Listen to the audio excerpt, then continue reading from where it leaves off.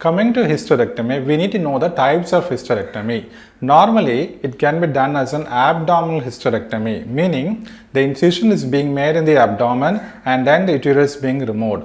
Or the other approach would be a vaginal hysterectomy. See, you should be knowing the method of approach. So, if the approach is via the vagina, then you can quote that as a vaginal hysterectomy.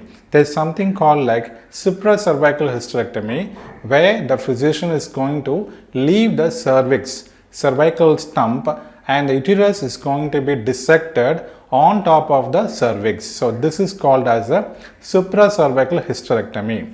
What you need to know is the physician removing the adnexal. The adnexal meaning the fallopian tubes and the ovaries, because if he is removing them, then you will also have to report a code which includes a removal of the adnexal. Say for example, TAHBSO actually means a total abdominal hysterectomy with a bilateral Salphingo-oophorectomy. Oophorectomy refers to the removal of the ovaries. Salphingo-octomy refers to the removal of the fallopian tubes.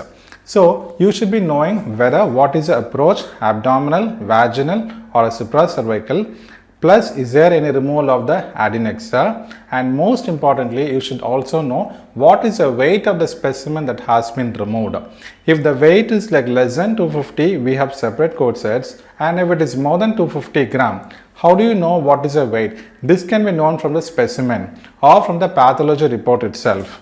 That says what exactly is the weight of the specimen that they received.